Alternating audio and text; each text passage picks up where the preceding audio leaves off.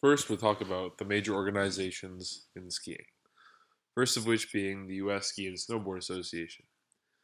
This organization governs um, professional skiing, such as Olympic skiing and racing, while other organizations such as the National Ski Patrol work with providing national standards um, and certification for ski patrollers, and the Professional Ski Instructors of America, PSIA, which helps certify instructors and provide national guidelines. I'm a part of this organization. There are 6 different levels to skiing, and they are consistent throughout the United States. The first level being never had having skied before, and the level 6 being the most advanced skier. In between, there are several different tiers that qualify you for different levels of lessons. For example, if you were to go to one mountain one day and take a level 1 lesson, you could go to a mountain at the different side of the country and take a level 2, and it would be consistent to what you're looking for. Now we'll talk about skis. There are 5 different types of skis, the first of which being all mountain skis. So these are sort of the one size fits all. It's not specialized to any specific thing, so that it's good. It's good for entry level skiers looking to ski everything. Moving on from that, there are racing skis, which are designed for downhill racing, which is pretty self-explanatory. Then there are powder skis, which are lighter and wider, meant for getting above powder, and can also be used for other things, but they're designed for powder.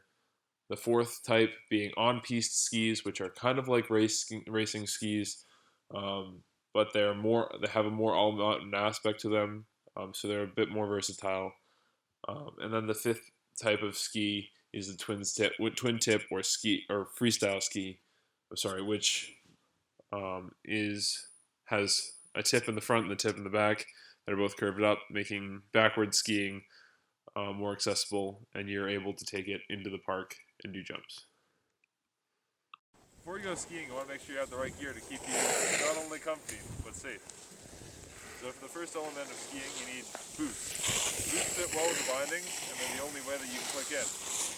They also give you good structure while you're skiing. Second, you're going to want an insulated snow pant. This is going to keep your legs and your behind really warm, especially when you're going up the chairlift and when you're skiing down the mountain. Additionally, I have a jacket on.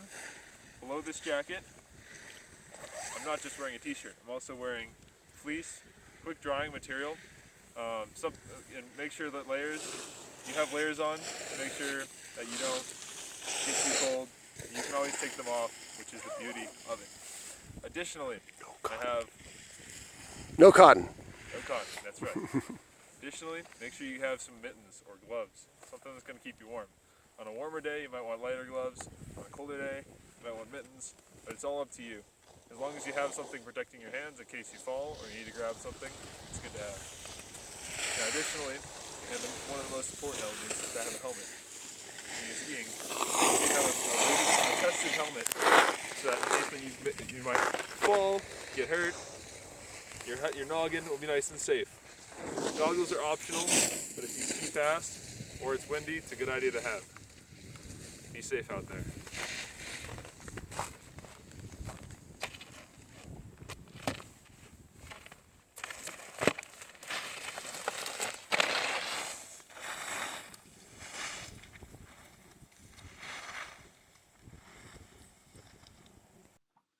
Here you can see me loading the chairlift.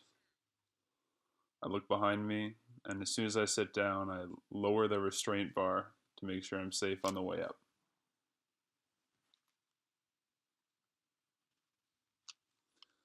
Now that we've reached the top, you want to lift up the restraint bar, raise your tips, and then stand up as soon as your skis hit the platform. Make sure that you ski away from the exit of the chairlift. Alright, so this is a release binding. So how it works is that the front locks with the front of your boot, and the back, when you press down on it, has a spring that will lock your foot in. I'll show you that in action. Come closer. So I have my skis here on the ground. You want to be on a flat slope. You don't want to be putting your bindings on when on a downhill. Then kick the toe in just like that, like a soccer ball, and make sure your heel is lined up with a cup in the back, and then just stomp down. From that point, your ski's locked in and you're ready to go. Skis and bindings is also really important to make sure that your skis are performing well. So in the summer months especially, this is most important.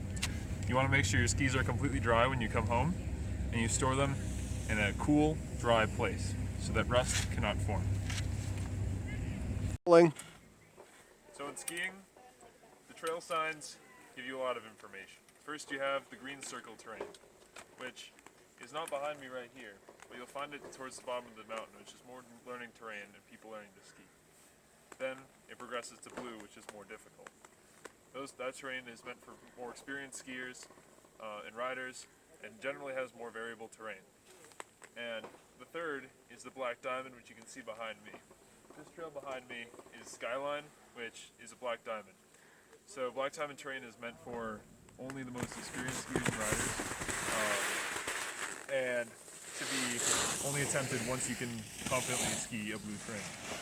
Behind me, as you can see, you can never judge a trail by its cover. Right here, it may look like a nice trail, but further down there are more dips and definitely steeper terrain, and it narrows it down a bit. So make sure to check your trail ratings before heading down, and have fun.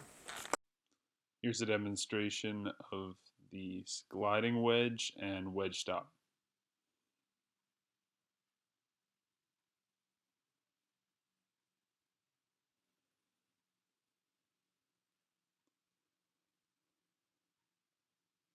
Here's the side step maneuver. And here's the herringbone maneuver.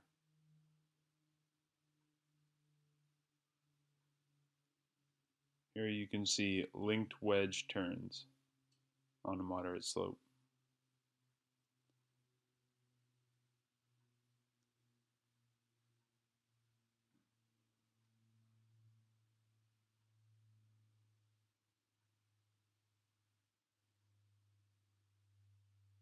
Here you can see me doing 10 linked Christie turns on another moderate slope.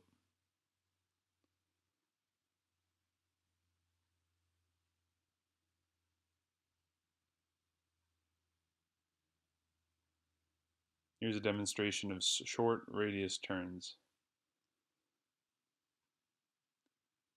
Here I'll bring them into more medium radius turns,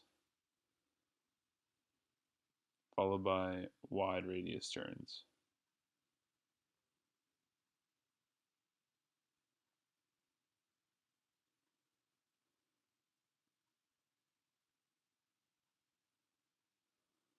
Sometimes you need to traverse across the slope. Make sure to look uphill as you go across because there may be skiers coming down. Nicely done. Here I'll come into a hockey stop.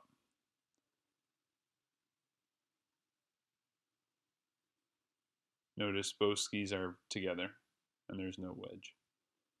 Here's a demonstration of skiing on varied conditions. This is ice. These are moguls. Notice as I get closer, my knees are bent, which means they can take the shock of each one.